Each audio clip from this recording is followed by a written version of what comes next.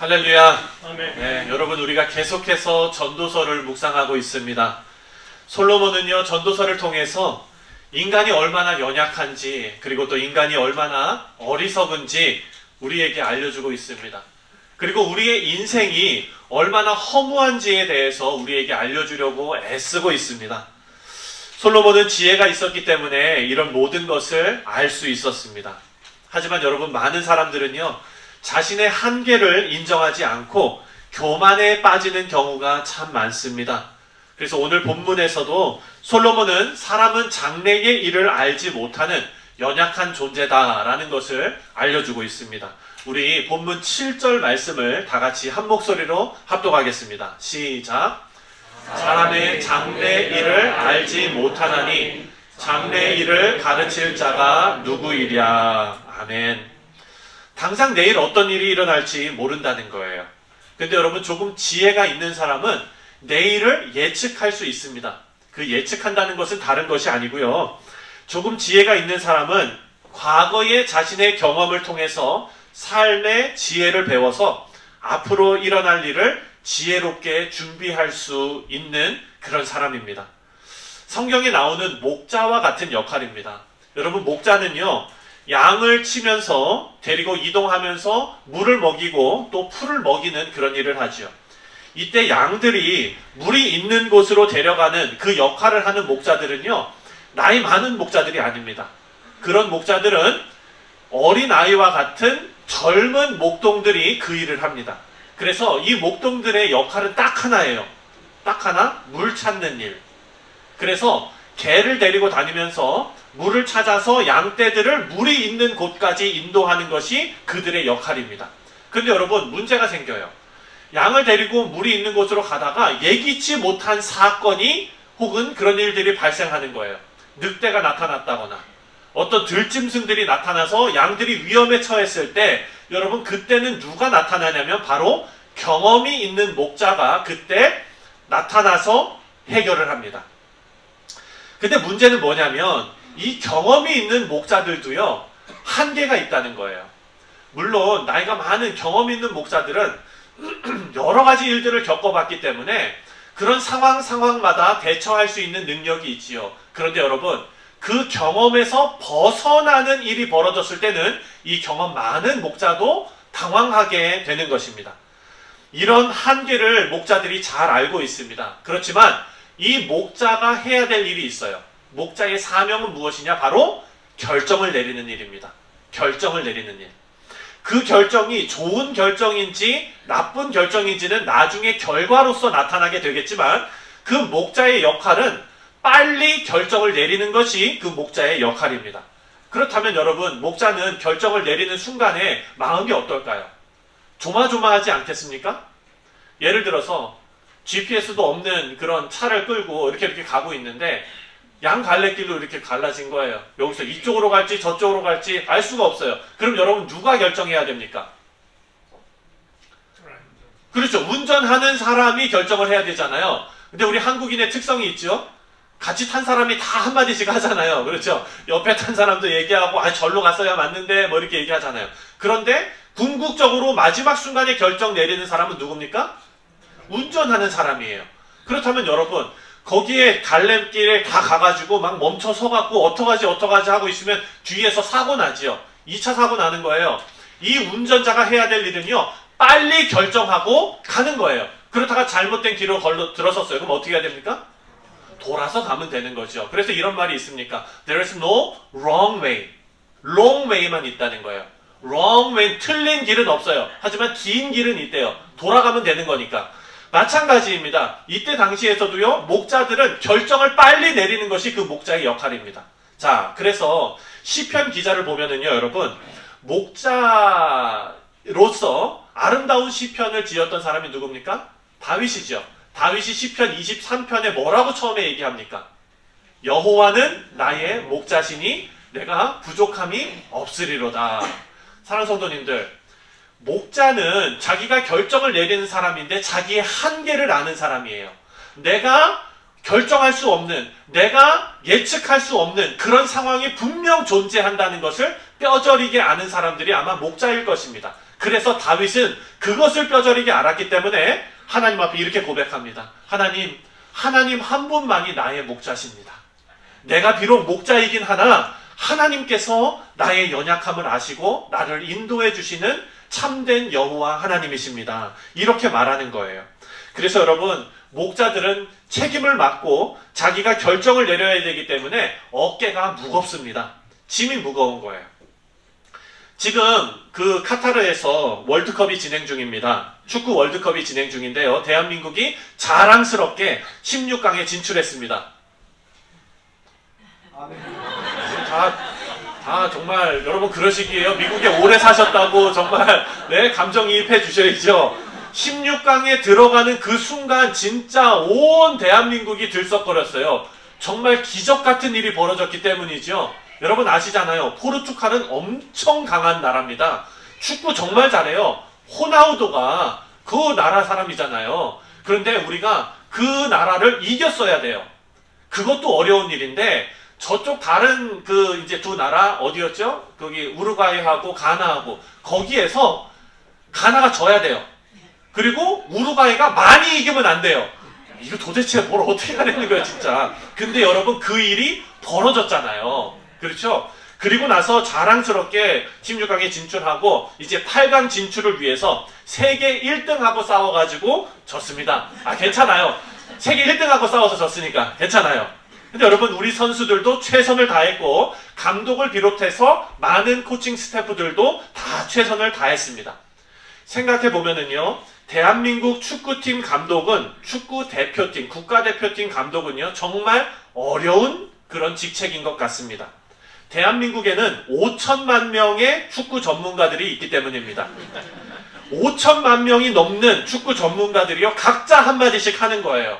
우리가 예배 마치고 여기서 친교 나눌 때 월드컵 얘기가 안 나올 수 없잖아요.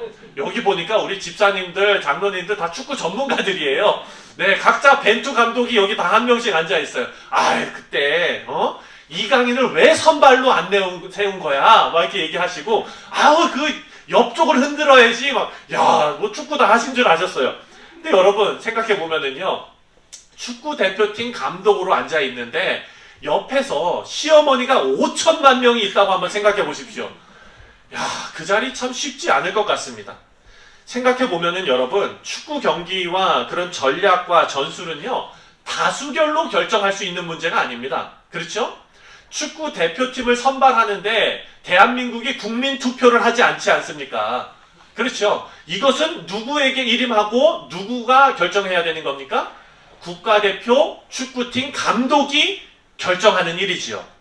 따라서 대한민국 국민들은요, 대한민국 축구 감독이 결정을 내릴 때 그 결정을 존중하고 따라야 되는 거죠. 사랑하는 성도님들, 이것이 성경적인 모습입니다. 축구팀 감독도 한계가 있습니다. 왜냐하면 자신이 아는 경험을 통해서 아는 만큼만 그 팀을 이끌 수 있기 때문입니다. 그래서 감독이 해야 되는 일은 뭐냐? 다른 게 아니라 자기가 아는 선에서 결정을 내리는 거예요. 결정을 내리는 거예요. 이강인을 부르고 이강인을 집어넣고, 그래서 이강인 잘했죠 여러분. 저는 이뻐 보이더라고요. 그래가지고 제가 너무 예뻐 보여서 이강인이 옛날에 슛돌이라는 그런 이제 그거 있어요. 그것도 제가 찾아봤어요. 귀여워갖고 그냥 엉덩이 궁디기 빵빵 해주고 싶고 너무 잘해요. 사랑하는 성도님들, 이제 축구 얘기는 그만하고요. 지금 결정을 내리는 사람이 있고 결정을 따라야 되는 사람이 있다는 것을 우리가 알게 됩니다. 앞에서 언급한 이런 상황에서요, 결정을 내려야 하는 존재가 있고 결정을 따라야 하는 존재가 있다는 것은 그 어느 시대를 분명하고 그 둘 사이에 항상 긴장과 그리고 갈등이 존재할 수밖에 없습니다. 이런 긴장은요, 우리 생활에 아주 가까이 있죠. 직장 생활을 하시는 성도님들께서는요, 직장 상사가 여러분들과 갈등 관계에 있을 수도 있어요. 상사가 시키는 일은 무조건 따라서 해야 되는데, 순종하고 그 일을 해야 되는데, 내가 일을 하다 보면은 뭔가 조금 좀 탐탁지 않은 거예요. 뭔가 이거는 좀 아닌 것 같고, 요거는 좀 이렇게 했어야 맞는 것 같고, 이런 생각이 들지요. 자, 그런데 성경적으로 우리가 그 관계를 놓고 봤을 때, 여러분 신약에서도 뭐라고 얘기합니까? 신약에서 뭐라고 얘기하냐면 나의 직장 상사는 하나님께서 그 자리에 세운 분이다 라고 성경에서 이야기하고 있어요. 그래서 하나님의 권위에 복종하는 것처럼 그 직장 상사에게도 복종하라 라고 말합니다. 반대로 여러분, 직장 상사의 입장에서 한번 생각해 보십시오. 자기의 결정에 대한 책임감으로 참 힘들 것입니다. 내가 생각해보고 내린 그런 결정인데 직원들이 자꾸 의심을 하면서 적극적으로 그 일에 임하지 않을 때 결정권자로서 참 힘들 것입니다. 오늘 본문 말씀을 보면은요, 결정을 따라야 하는 사람과 그리고 결정을 내려야 하는 사람 모두가 반드시 마음에 담아야 하는 성경 구절이 있어요. 그것이 바로 아까 읽으신 7절 말씀입니다. 다시 한번 읽겠습니다. 시작. 사람이 장래 일을 알지 못하나니 장래 일을 가르칠 자가 누구이랴. 아멘. 여러분, 내일 어떤 일이 일어날지 알고 계십니까? 그런 사람은 한 명도 없다는 거예요. 그렇다면 우리는 어떻게 해야 됩니까? 겸손할 수밖에 없죠. 지혜로운 사람은요, 자신의 한계를 인정할 줄 아는 사람이 지혜로운 사람입니다. 먼저 결정을 따라야 하는 사람이 자신의 한계를 인정한다면 결정을 내리는 사람의 그런 태도와 그리고 그 사람을 존중하는 태도를 가질 수밖에 없겠습니다. 오늘 말씀 2절을 한번 보겠습니다. 2절 다 같이 읽겠습니다. 시작. 내가 권하노라 왕의 명령을 지키라. 이미 하나님을 가리켜 맹세하였음이니라. 아멘. 솔로몬은요, 왕의 결정을 따라야 하는 자들에게 왕의 명령을 지켜서 행하라 라고 말합니다. 요즘은요, 여러분, 우리가 살고 있는 이 시대는 권위를 내려놓는 것이 좋은 것으로 여겨지는 그런 시대에 살고 있습니다. 그런 시대의 트렌드를 반영하는 것이 저는 교회에서 발견한 건데요. 예전에 70년대, 80년대, 90년대를 지나면서 한국 교회의 특징이 뭐였는 줄 아세요, 여러분? 강대상이 크고 화려했다는 거예요. 네. 그래서 이만한 강대상. 제가 예전에 그 한국에 금난교회라고 감리교회가 있어요. 저쪽 옛날에 망우리에 있었는데, 거기에. 그 교회가 이제 새로 건물을 짓고 나서 저희 아버님하고 저하고 이제 그쪽을 잘 아니까 이제 교회를 한번 갔어요. 새로 졌다고 그래가지고 한번 들어가 보니까 본당이 여러분, 와, 이건 진짜 무슨 막 어마어마한 거예요, 본당이. 네, 그래가지고 저희 아버님이 이제 이렇게 설명을 해주시는 거예요. 여기가 몇 명이 들어가고 이러면서. 그래서 저희 아버님을 제가 옆에서 이렇게 봤는데 그 강대상에 이렇게 올라가셔가지고 이렇게 딱 서보시는 거예요. 그러면서 저한테 설명을 해주셨는데 그 강대상은요, 여러분, 예배가 딱 시작하면은 강대상이 눈에 보이지 않을 만큼 천천히 위로 올라갑니다. 예. 그리고 옆으로 딱 이렇게 갔다가 또 중간에 와서 오른쪽으로 한번 갔다가 다시 중간으로 오면 예배가 다 끝나는 그런 시간에 다 되는 거예요. 어마어마하게 좋은 그런 강대상. 저도 한번 서보고 싶더라고요. 네. 근데 여러분, 요즘에는요, 트렌드가 바뀌었어요. 사랑하는 성도님들, 여러분들 모르시겠지만 제가 트렌드에 민감한 사람이라는 거 아세요? 네. 요즘 트렌드는요, 여러분, 작은 강대상이에요. 작은 강대상. 네. 어찌 보면은요, 보여지는 것으로 권위가 드러난다라고 생각할 수 있습니다. 하지만 성경이 이야기하는 권위는요, 그렇지가 않아요. 성경이 이야기하는 권위는 다른 권위입니다. 그것을 이따가 우리가 살펴보도록 하겠습니다. 성경은요, 다른 권위인데 그 권위를 존중하라 라고 말합니다. 솔로몬도 지금 오늘 말씀에 내가 권하노라 왕의 명령을 따르라, 지켜라 라고 말해요. 그렇게 솔로몬이 왕의 권위를 따르라고 권면하는 데는 이유가 있습니다. 그 왕이 다른 사람보다 근본적으로 뛰어나거나 우월하거나 탁월해서 그렇기 때문이 아닙니다. 그 왕이 우월하고 탁월해서 그 자리에 있는 것이 아니고 그들을 그 자리에 있게 하신 것이 하나님이시기 때문에 존중하라 라고 말하는 것입니다. 이 말씀은요, 우리가 부당하게 권력을 행사하는 사람들에게 맹목적으로 그냥 복종하라 라는 말씀은 절대 아닙니다. 특별히 잘못된 명령이거나 하나님의 뜻에 위배되는 행동이 아니라면 그 권위를 인정하는 것이 성경적인 것입니다. 우리가 다니엘서를 얼마 전에 묵상했지요. 다니엘과 그리고 그 세 친구가 이런 그 상황에서 정말로 아름다운 모습을 보여주었습니다.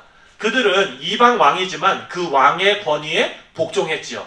그런데 여러분, 왕의 권위가 참된 왕이신 하나님의 권위와 충돌할 때는 이 다니엘과 세 친구는 어떻게 했습니까?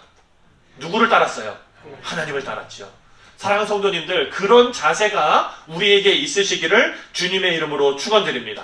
우리는요, 지금 민주사회에서 살고 있습니다. 민주사회에서는 누가 주인입니까? 시민이 주인이죠. 그래서 시민의 지지를 얻은 그 시민의 대표를 세워서 그들에게 권력을 줍니다. 그리고 그 시민의 권력을 가진 이 사람들이 법 제도 안에서 그 권력을 행사하게 되는 것입니다. 하지만 여러분, 범위를 넓히면은요, 하나님의 나라를 생각할 때 하나님의 나라는 민주주의가 아닙니다. 하나님의 나라는요, 신정주의인 거예요. 하나님께서 왕이신 나라가 하나님의 나라인 줄 여러분 믿으시기 바랍니다.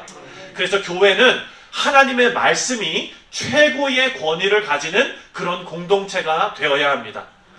우리가 묵상한 사무엘서를 보면은요, 하나님께서 이스라엘 백성들에게 왕을 허락하셨죠. 그래서 이스라엘 백성들은 누구의 명령을 따르게 되어 있습니까? 왕의 명령을 따르게 되어 있어요. 근데 여러분, 이것을 가만히 보면은 신정체제 안에 있는 왕정체제라고 우리가 볼 수가 있습니다. 예를 들어서 이런 거예요. 다윗이 왕이 되었습니다. 이스라엘 백성들은 다윗의 명령을 따라야 돼요.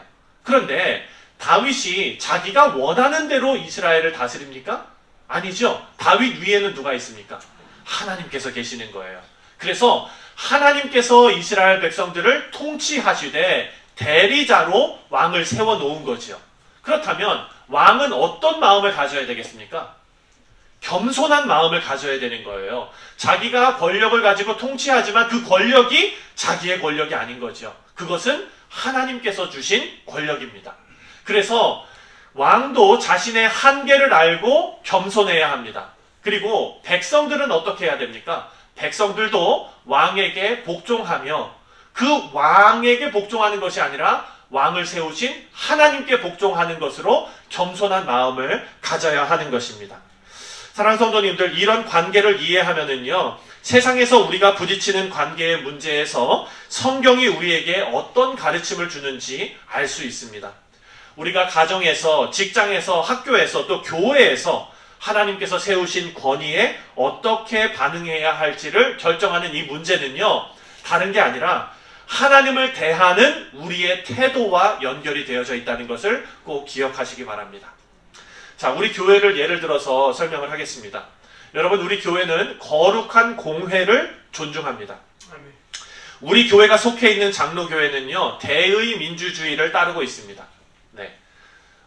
성도들이 기도하면서 세운 장로들이 당회를 구성합니다. 그리고 교회의 전반적인 사안을 그 당회에서 결정을 하죠. 네. 하지만 당회원들이 반드시 생각해야 될 것이 있습니다.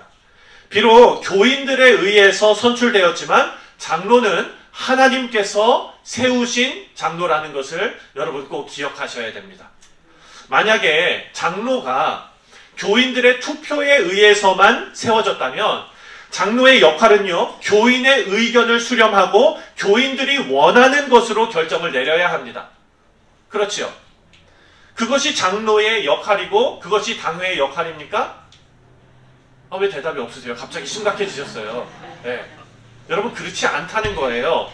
장로들은요, 당회는요, 참된 왕이신 하나님의 뜻을 분별하고 그 뜻을 구하고 그리고 그것을 대변해서 하나님께서 통치하시는 것처럼 교회가 하나님의 질서 아래 있게 하는 역할이 장로의 역할이고 당회의 역할입니다. 그래서 우리 성도들은요, 당회와 재직회를 위해서 기도해야 할 의무가 우리에게 있는 것입니다. 당회원들과 재직회원들이 하나님을 두려워하고 하나님의 뜻에 자신의 뜻을 복종시킬 수 있는 성숙함이 우리 교회 가운데 있어야 될 줄 믿습니다. 그리고 우리 성도들은요, 교회의 권위를 존중하고 비록 어떤 경우에 있어서는 나의 뜻과 맞지 않는 경우가 있을 수 있어요. 나는 빵을 먹고 싶은데 떡이 자꾸 나와요. 그럴 때도 자신을 절제할 수 있는 지혜가 우리 가운데 있으시기를 주님의 이름으로 축원드립니다. 여러분, 인간은요 본능적으로 질서를 허물고 싶어하는 본능이 있습니다. 네. 인간은 죄로 인해서 하나님의 창조 질서를 계속해서 허물어 가고 있습니다. 그런데 하나님의 교회는요, 하나님의 질서를 세우고 하나님의 권위를 세우는 곳이 되어야 될 줄 믿습니다. 내 개인의 생각이 결코 하나님의 뜻을 구하는 공동체의 생각보다 뛰어날 수 없어요. 내가 우리 교회의 결정보다 더 뛰어나다고 생각하시는 분이 혹시 계시다면 여러분, 그것은 잘못된 생각입니다. 오늘 본문 말씀 3절을 다 같이 읽겠습니다. 시작. 왕 앞에서 물러가기를 급하게 하지 말며 악한 것을 일삼지 말라. 왕은 자기가 하고자 하는 것을 다 행함이니라. 아멘. 여기서 뭐라고 얘기하냐면 왕 앞에서 물러가기를 급하게 하지 말라. 여러분, 이게 무슨 의미일까요? 이게 무슨 의미냐면요, 왕이 어떤 결정을 내렸어요. 근데 그 결정이 좀 내 마음에 안 들어요. 그랬을 때 쌩 하고서 그냥 빨리 나가서 뭉캉 닫고 나가는 거예요. 그냥 에이, 난 안 해, 이렇게 하는 거예요. 왕의 말에 불만을 품고 자리를 박차고 밖으로 나가는 행동을 의미하는 것입니다. 왕의 정책이나 결정이나 뭐 이런 것에 불만을 가지고 자기가 맡은 일을 포기하는, 또한 자신의 일에 최선을 다하지 않고 협조하지 않는 행동을 말하고 있는 것입니다. 여러분, 이런 행동은요 공동체를 불안하게 하는 일입니다. 사도 바울은 데살로니가 교회에게 이렇게 권면했습니다. 데살로니가 전서 5장 12절과 13절을 우리 다 같이 함께 읽겠습니다. 시작. 형제들아, 우리가 너희에게 구하노니 너희 가운데에서 수고하고 주 안에서 너희를 다스리며 권하는 자들을 너희가 알고 그들의 역사로 말미암아 사람 안에서 가장 귀히 여기며 너희끼리 화목하라. 아멘. 사랑하는 성도님들, 우리 교회 일은요 하나님의 일로 여기시고 서로 화목하면서 아끼시면서 함께 해야 되는 줄 믿으시기 바랍니다. 여러분, 이제 우리 교회에 내년부터 또 이제 우리 성전도 또 다 건축이 되어져 가고, 여러분 우리 할 일 많아요.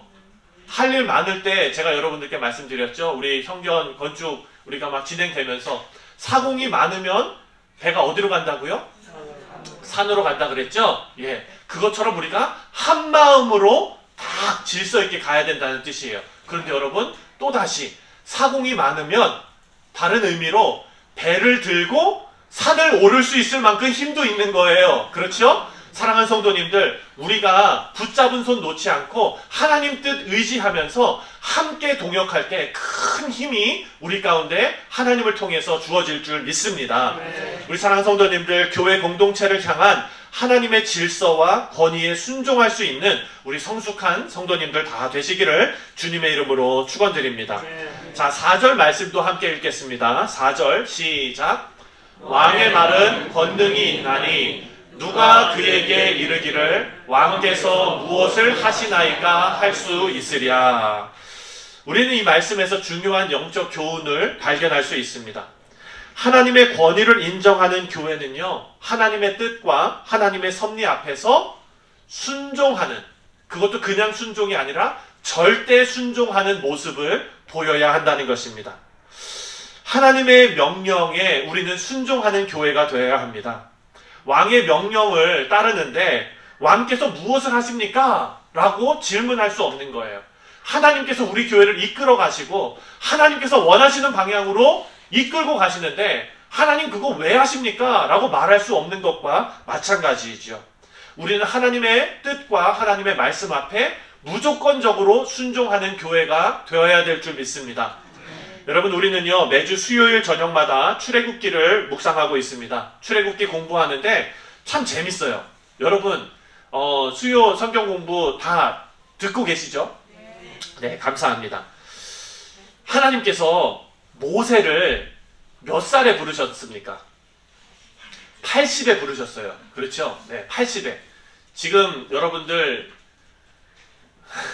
하나님께서 여러분을 부르시는 그 나이를 여러분 모세가 80에 부르셨다고요. 우리는 하나님 앞에 순종하지 못할 나이가 없는 겁니다. 그렇죠? 이렇게 아멘을 안 하세요. 여러분, 이런 일에 우리가 아멘을 하셔야 되는데. 근데 여러분, 모세를 보니까요. 모세를 보니까 80세에 하나님께서 모세를 부르셨는데 자꾸 핑계를 대요. 어떻게 핑계 댑니까? 나는 혀가 둔하고 말도 잘 못하고요. 가서 뭐라고 얘기합니까? 막 이러면서 자꾸 핑계를 대요. 그런데 하나님께서 모세에게 원하는 답은요. Why가 아니라 Yes였습니다. 여러분 그거 아시죠?